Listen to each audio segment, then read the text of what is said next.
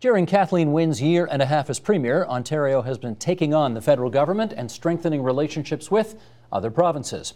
It is a far cry from the days of Pierre Trudeau and Bill Davis, when the federal and provincial governments were almost always pretty close together on most things. What's going on? Let's find out. Here are Sylvia Bashevkin, political scientist at the University of Toronto, Matthew Mendelson, the director of the Mowat Centre, Michael Taube, columnist at the Washington Times and a former speechwriter for Stephen Harper, and Ashley Chinati, news editor at Canada.com, and we're happy to welcome everybody to wherever it is we are here, in the studio somewhere in Leaside.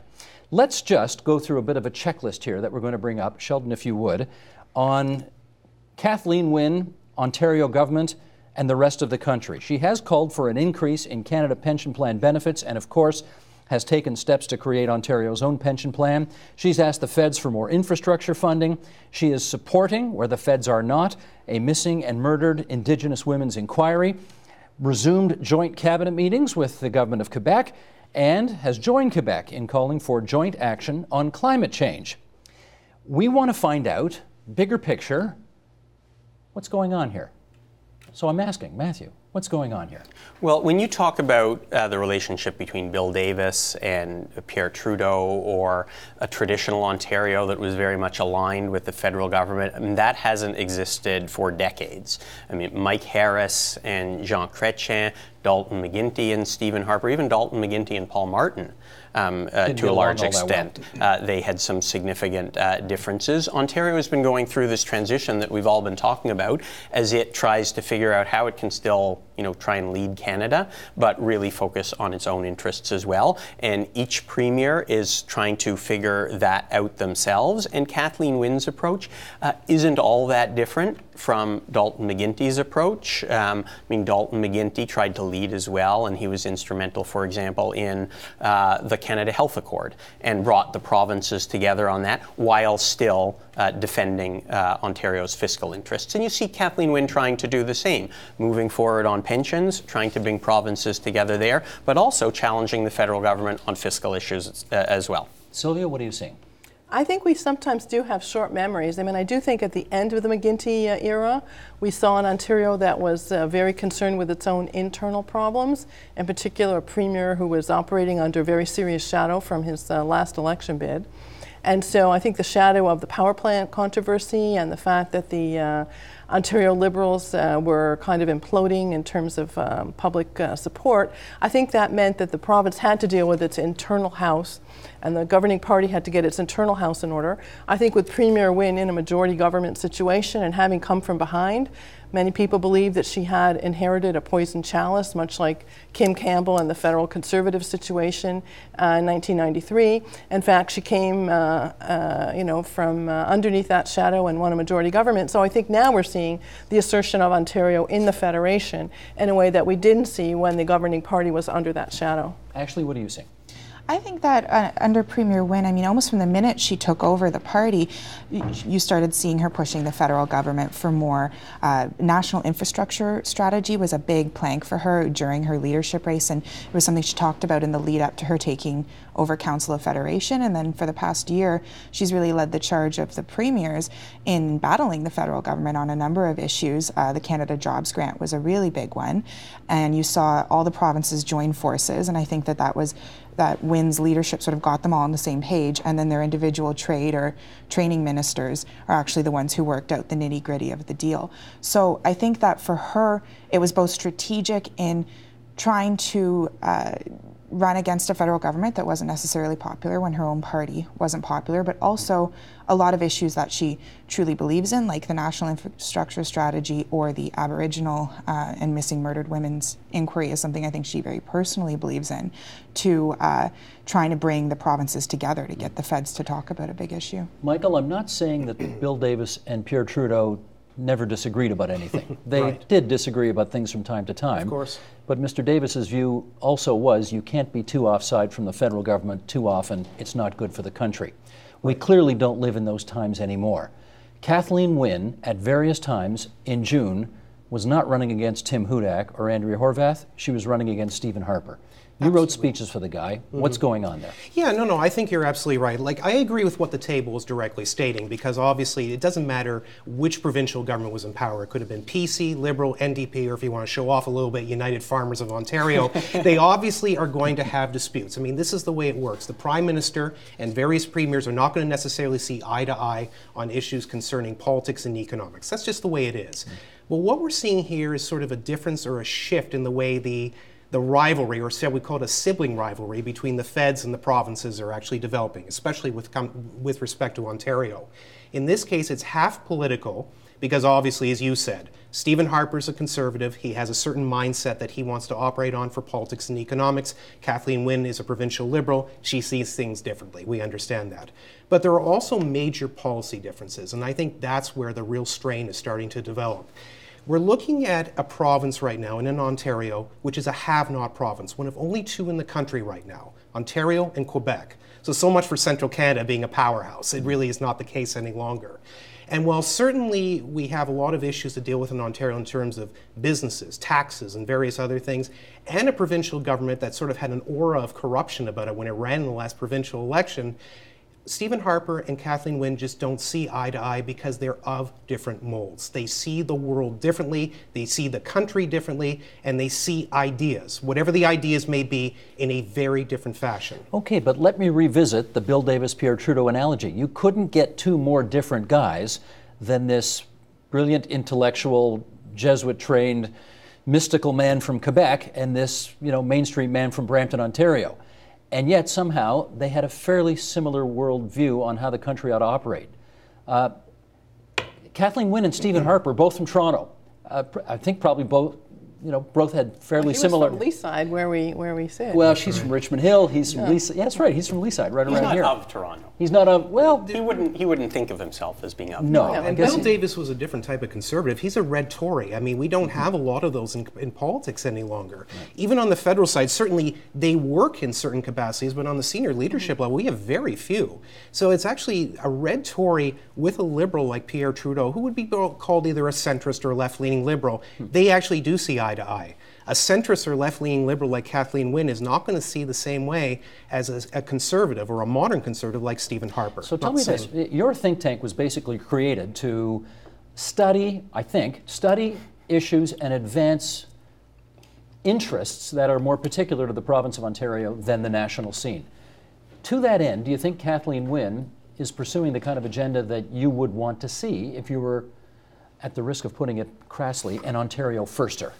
So I think Ontario's interests are really diverse and complicated, and we want to simplify things. I remember after Stephen Harper's Conservatives were elected with a majority government, there was lots of kind of media commentary that the coalition was Western Canada and Ontario, and that's what the coalition was, and Western Canada and Ontario's interests were aligned. That was overstated then. Now there's kind of a rapprochement between Ontario and Quebec, so everyone's talking about the return of Central Canada. I think that's also an overstatement. Ontario's interests are complex and diverse. It's by far the largest province, but it's the most diverse province. And so the history of Canada is one of the financial sector in places like Toronto and the natural resource sector in places like Western Canada doing well together. And so there are always symbiotic relationships between Ontario and Western Canada. But likewise, I mean, the future of the manufacturing sector, the future of the Great Lakes St. Lawrence water system, public transit. I mean, you look at those issues, Ontario and Quebec have very similar economic development strategies in terms of the development of their service sectors and financial services, health research, pharmaceutical, whatever it is, exporting them globally, bringing people into their big cities. So they have lots of similar interests in Quebec and Ontario. So to answer your question directly, there are many ways to pursue Ontario's interests, and I think that yes, there's some politics between the difference between Harper and Wynne, for example, but there is really fundamental difference in ideology and approach. And right now, Kathleen Wynne sees in Quebec, in other places with other provinces, a lot of people who agree with her and want to move forward an agenda. And so it's not just posturing. I mean, she led provinces opposed to the Canada Job Grant and got a different kind and a better training system that all provinces came on board with. So you can defend Ontario's interests. You can complain about Joe Oliver's fiddling with the equalization formula while at the same time also mobilizing provinces for collective action like Canada Job Grant, like pensions, and I think she's been doing both. Sylvia, do you see, though, a situation where clearly Kathleen Wynne thought it was in her interest to beat up the feds as much as possible? Is it also in the federal government's interest to be seen beating up that profligate province of Ontario with its $12.5 billion deficit, etc.? Is it in their interest too? Well, I think to go back to your focus on the Trudeau and Bill Davis years, I think in public leadership, I think there's much to be said in Canada for our emphasis on consensus and coming together. After all, as a country, you can argue that we have a foundational commitment to bringing together French, English, and Aboriginal peoples in a single unit. So I think to go back to your question about the Premier and the Prime Minister, I think every Ontario Premier in recent history has had to make the argument that Ontario is being shortchanged because there are fiscal measures that show Ontario is being shortchanged. There's a much larger outflow of funds than there is an inflow from the equalization system. That being said, I do think that there are very different approaches to public life, which an economist coming from the political right, like Stephen Harper, and someone who has a long history in social activism, in particular the movement against Mike Harris's amalgamation and the efforts to save Toronto from what was called the megacity back in the mid-90s.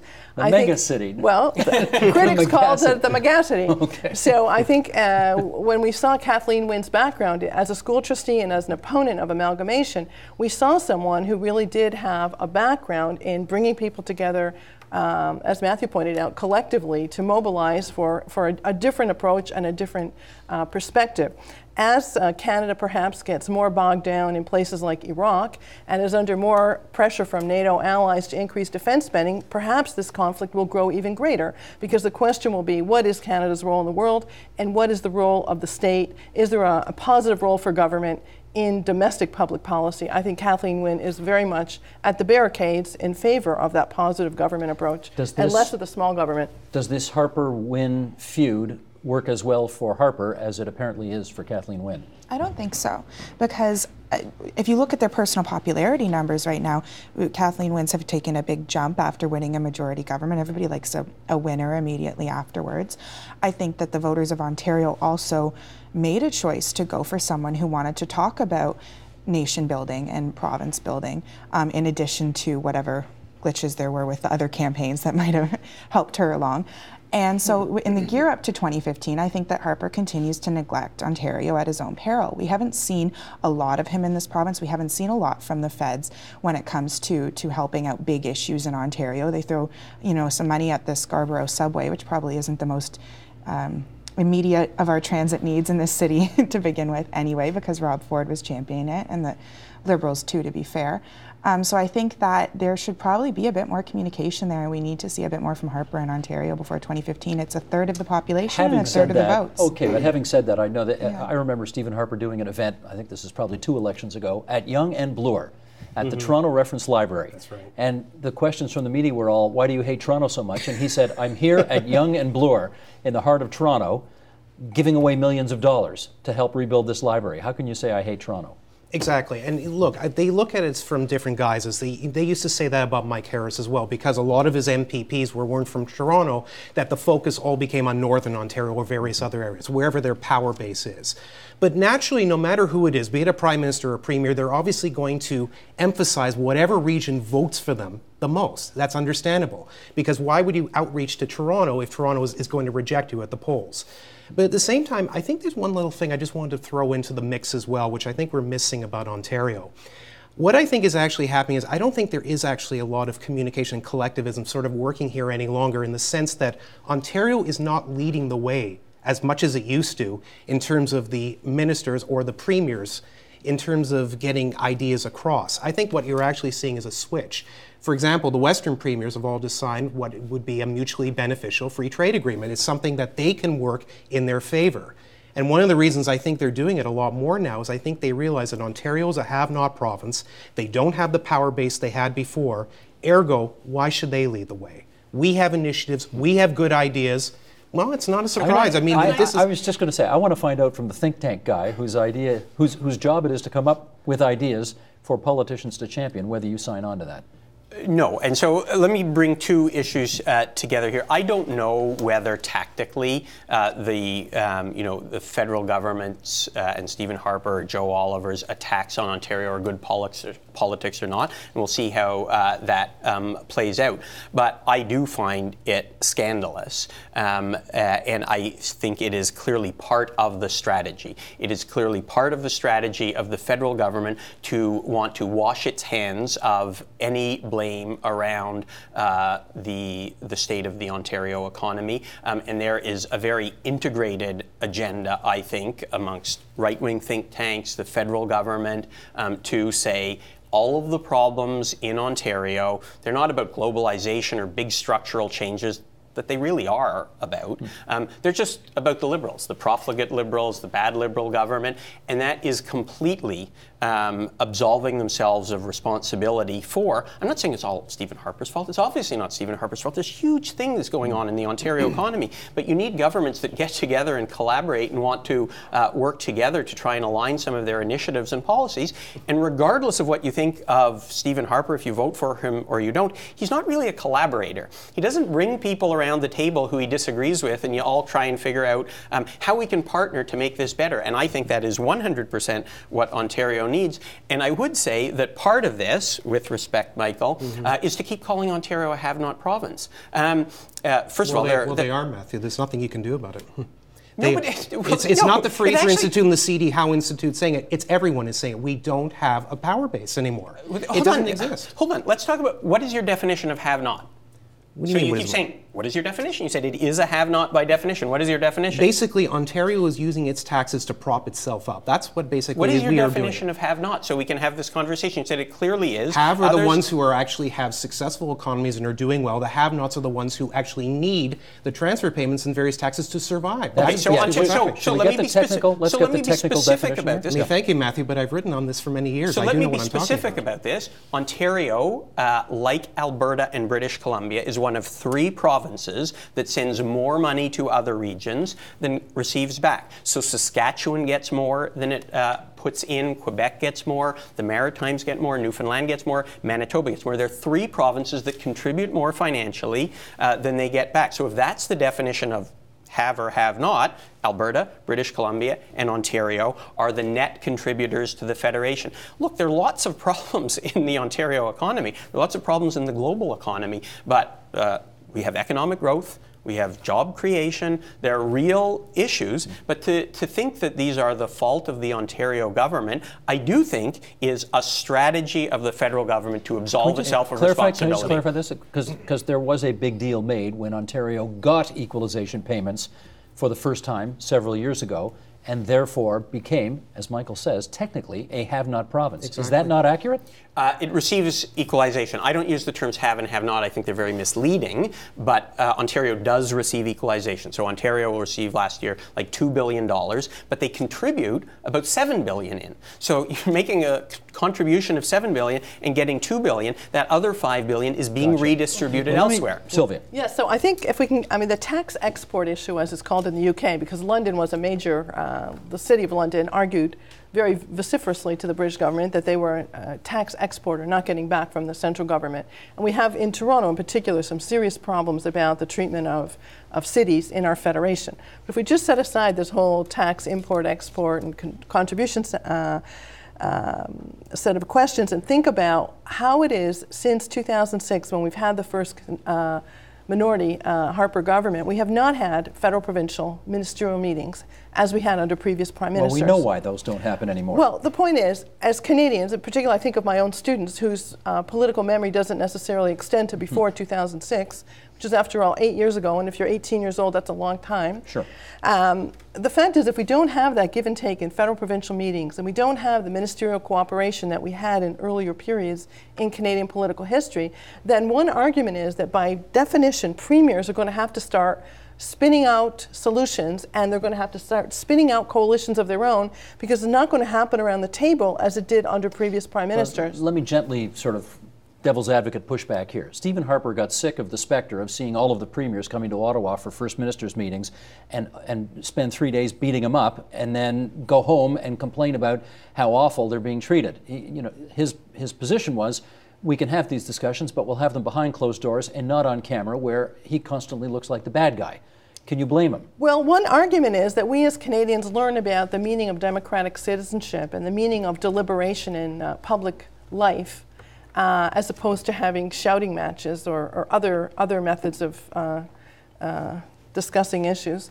We learn about that through our political leaders setting an example. And it seems to me that Premier Wynne, for example, in discussing pension reform, has brought out an issue that's of concern to growing numbers of Canadians. We know about this problem of an aging population. We know it relates to debates about immigration and our need to open up doors to younger immigrants in particular to renew our labor force. It seems to me that premiers on their own have had to take the initiative because we've had the absence of prime ministerial leadership that's prepared to get the discussion beyond the sort of gotcha approach. I mean, you can argue that prime ministers set the tone, and prime ministers who don't necessarily have a collaborative style and whose personalities may have a more corrosive effect, then we can argue that there's not going to be that kind of federal-provincial cooperation, and that's the definition of a functioning federation. In which case, let me take that and put it to Ashley, which is, I think Dalton McGuinty and Jean Charest, when they were both the two Liberal premiers in Ontario and Quebec, did have a few joint cabinet meetings and a bunch of get-togethers, but it didn't really go anywhere. And now I see Kathleen Wynne and Dr. Couillard in Quebec are trying to reestablish the same idea. Mm-hmm. Should we have any expectation of this being anything more than kind of nice photo ops that make everybody think, oh, isn't that nice? Ontario and Quebec are getting along so well again. Well, Council of Federation was born of the partnership between Dalton McGuinty and Jean Charest. So I think that is something we're still seeing the legacy of 10 years later. We've already talked about the Canada Jobs Grant and the... Tell everybody what the Council of Federation is, because I bet most people think it has something to do with Star Trek. Yeah, so that's very true. So the Council of Federation is an annual meeting of all 10 premiers, or 13 premiers now. Territories as well. Yeah, with the territorial premiers as well. And so they pass around the chairship. So for last year, Premier Wynne was the chair, so that's why she led the charge against the Canada Jobs Grant. So they have a meeting every year. This year it was in Charlottetown, and now Robert Giz and PEI is the chair of Council of Federation, and so they sort of lobby the federal government on behalf of all the provinces, and they also split off little working groups to examine issues of regional interest. And I think that's actually a really interesting place to see where different provinces will align together for different reasons. So you see the Western provinces are doing a much better job at taking down interprovincial trade barriers. For some inexplicable reason, Ontario has dug in its heels and will not let us ship BC wine here directly. I have yet to be given a logical reason for why that interprovincial trade barrier still exists. Maybe tax revenue, but it couldn't be that much. Matthew, why does it still exist? Well, I think it's going to be coming down, right? So I think there have been some agreements that we will start to see free trade in wine between BC and Ontario. That's my understanding, but I'm not up to date on this. But I was on, as deputy at Intergovernmental Affairs, would go to the Council of Federation meetings, and there's lots of talk. There's lots of relationship building, there's lots of photo ops. Often you don't get that much. And I'm not amongst those who say, oh, we need more First Ministers meetings every 6 months to talk about everything and everyone's always got to get together. But I think not having them at all is a problem. I think there are big issues that you want to get people together, and the Council of Federation did do some real things. So they come together and they talk about drug purchasing, and they delivered like real benefit and real savings by coordinating their efforts. They're doing real work around education and testing on various programs and seeing which programs are working. So they ask the ministers of education, make sure you're getting together on your testing and comparing your programs and seeing what works. Is it, really high profile or sexy? Not always, but they have done and delivered real things. The internal trade barriers, I do think it's good that the Western provinces have been moving forward on this, but I think we exaggerate sometimes the significance of those. Yes, there's the wine. But on the list of the top 50 economic issues, I would not put internal trade barriers on that list. And so we talk about them a lot, but in general, they don't really exist that much. What exists are different policy choices that different provinces make and that they're allowed to make. And so one province says teachers need 2 years of education. Another province says a teacher needs 3 years of education. That's just a different choice they've made, and I understand the province and the teachers in the province that require 3 years saying, well, don't just let the teacher who's had 2 years, why do I have to do 3 years if they don't? So yes, we could do more coordination, but sometimes there are legitimate differences. I want to ask Michael about fear in Ontario. The political center of gravity of the country, you could argue, has moved out west. Prime ministers from out west, a lot of senior cabinet ministers are from out west. Right. A lot of richness out west, right? Saskatchewan and Alberta have really got it going good now. Yeah, absolutely. Is there a legitimate reason for Ontarians to fear that the demise of this so-called Laurentian consensus, the Toronto, Quebec City, Don't make me Montreal, Ottawa corridor, that the demise of that means that Ontario's lunch is being eaten by everybody else now? No, absolutely not. I know there's a lot of people in Ontario who are going to say that, but that's not the case at all. I think it's the same way you do with the economy. You diversify. You want to actually make sure that the power base isn't just in one central area. As Matthew said, and I agree with him, we're actually seeing, certainly a place like Newfoundland, an economy that used to be a drag on our system to some extent, with Hibernia and various other things, they've become a successful province. That's great, and I think that's what you want to see.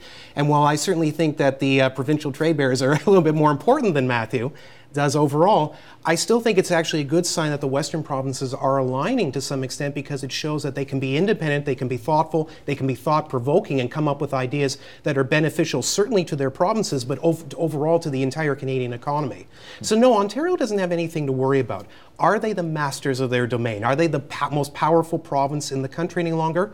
By economic positions, yes, but by political positions, I don't think so as much. But they can still work hand in hand with everybody else and play a very successful role. This is a huge province. We've had a major role with the federal government. We've had a major role with the provinces. It will continue well past that. But I think Ontario is sort of coming to a sunset point where they have to realize that they are not the ones completely in charge any longer. Now, maybe that means that I'm sort of a Western provincial type thinking person, and maybe I am. But that's sort of the way I look at it, and I can tell you from the Conservative government, without speaking with them, that's kind of the way they look at it today. But would you say, Ashley, I keep hearing from Liberal circles, from Liberal government circles, that the federal government's got to stop talking down Ontario. And even though Jim Flaherty, may rest in peace, Joe Oliver, both finance ministers, both from the Greater Toronto Area, prime ministers I mentioned, originally from Toronto, a lot of senior cabinet ministers from Ontario, John Baird, Tony Clement, for example. And yet somehow the word is out there, 70 plus MPs in the Conservative caucus from Ontario. There seems to be a sense that this federal government hates Ontario. Is it true? I think it depends on the issue. I don't think that they hate Ontario. I think that they take it for granted. I think that's 70 plus seats is significant, and Ontario is getting 22 with redistribution. More new seats. 22 more seats before the next election. So that's a lot of places to build votes for any party because there is no incumbent.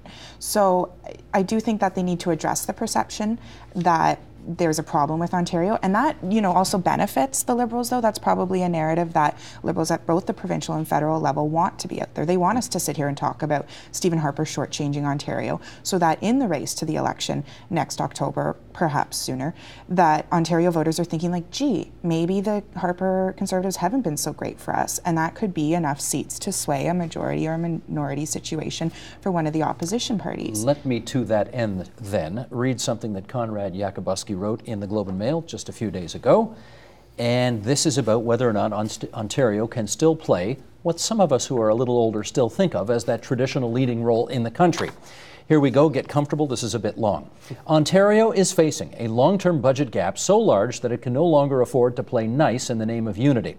While the provinces as a whole reported a deficit of $16 billion in 2013-14, Ontario accounted for 70% of that shortfall, while accounting for 36.8% of the country's economy. Ontario's share of the overall provincial deficit will increase this year as its own budget gap widens to $12.5 billion, while most other provinces shrink their deficits. Any reform of fiscal federalism to ease Ontario's plight would likely come at the expense of other have-not provinces, primarily Quebec. Desperate times call for desperate measures. Ontario, once the adult partner in Confederation, has embraced a tactic that has long been a staple in other provincial capitals: as it seeks a greater share of federal equalization payments and funding for healthcare, infrastructure, job training, and immigrant settlement programs. Ontario is accusing Ottawa of throwing it under the bus. Okay, that builds a bit on what we were just talking about, but I do want to ask whether or not this group still believes that Ontario can play that traditional leadership role in the country, Sylvia, given its fiscal problems, which are huge. I agree Ontario has huge fiscal problems, but I also believe that Ontario still has a very significant population share in this federation. Ontario has a huge historic legacy of standing for a positive role for government in this federation.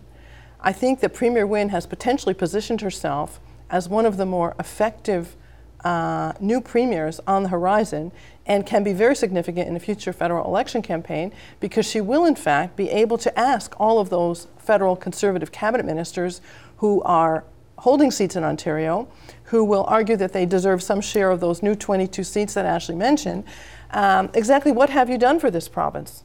And what do you plan to do for the province? Because as Matthew pointed out, these issues that we see facing the Ontario economy are much larger than the province itself. And I go back to the point about urban.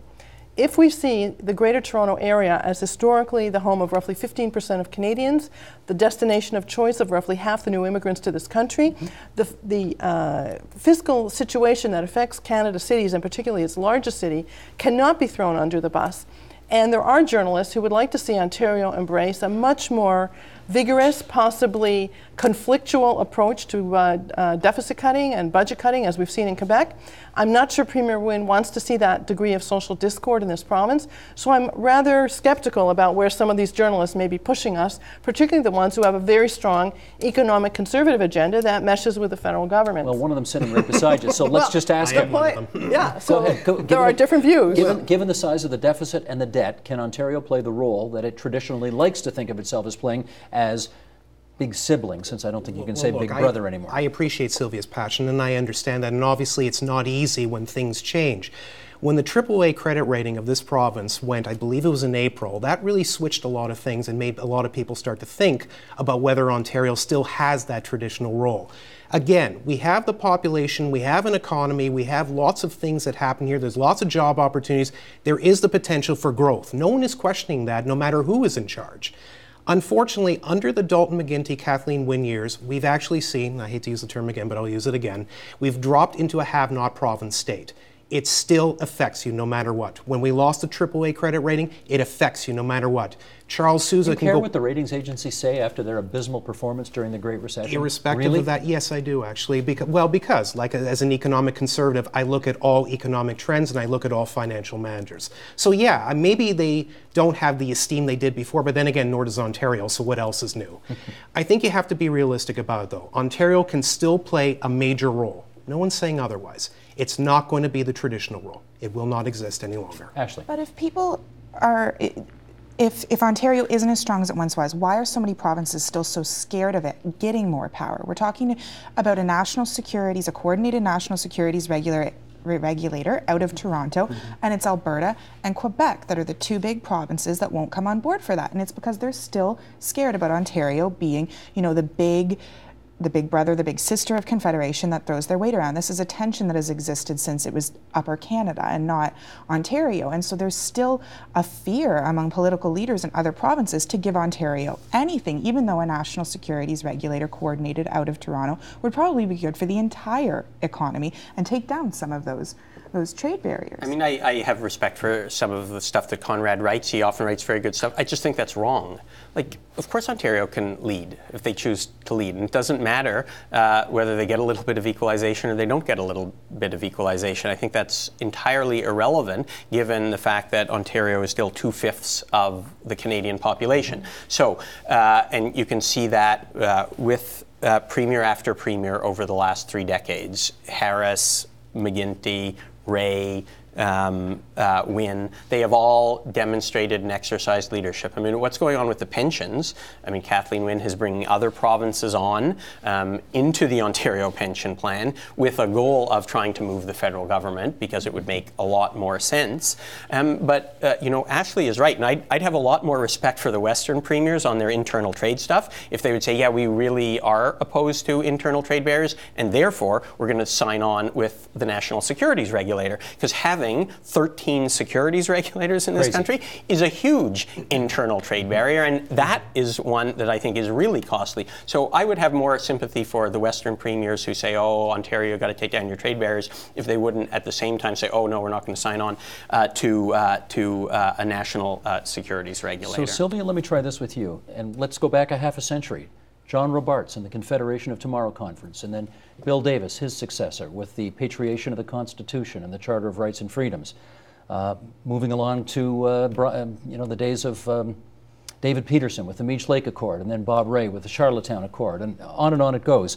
Ontario has always seen itself playing a lead, significant, maybe the lead, significant role in Canadian unity. Can we still play that role? I think so, and I think potentially this idea on pension reform could rank as the model nationally. I mean, after all, it was Saskatchewan that pioneered public health insurance, and it became rolled out as a national model. So I think here we see with Premier Wynne a willingness to take on, as the provincial leader, a need that is across the country. I mean, we only need to bear in mind that the provinces with the highest percentages of older Canadians are, I believe, Nova Scotia and New Brunswick. It's not like Ontario is the province that has the most demographic risk right now.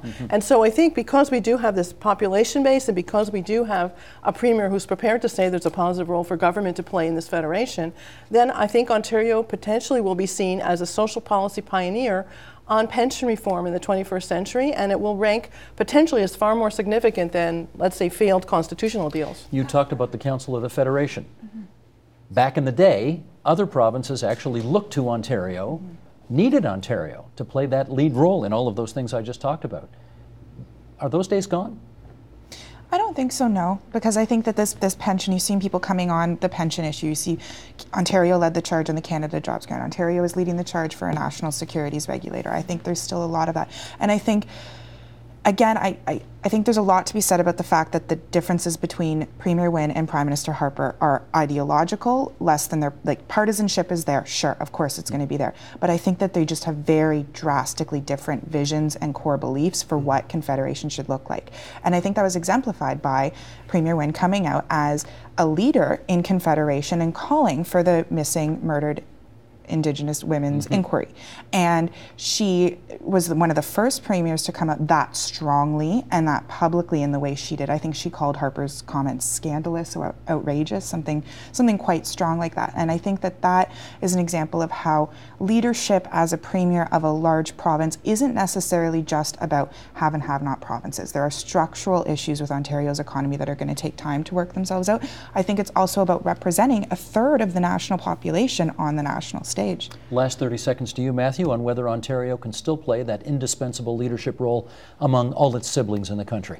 Yeah, as I said, of course it can. The issue, though, for me is to make sure that while Ontario is doing that, it isn't doing it in the same way that you and our grandparents may remember, that it is by entirely sacrificing its own interests, that it is willing to do whatever it can to preserve national unity, because national unity is the most important. The deficit numbers you're talking about are in part due to the structure of fiscal federalism, and no one is going to fix that. Nova Scotia doesn't want to fix that. Saskatchewan doesn't want to fix that. So if there are structural problems with fiscal federalism, and I think the evidence is overwhelming that they are, Ontario has to make that case and eventually find a federal government that says it's willing to do something about that. And so far, we don't have that. Gotcha. Thanks, everybody, for coming to Leaside, Stephen Harper's hometown. Nice to have this discussion with you tonight on TVO. Thanks very much. Thank you. Support Ontario's public television. Donate at tvo.org.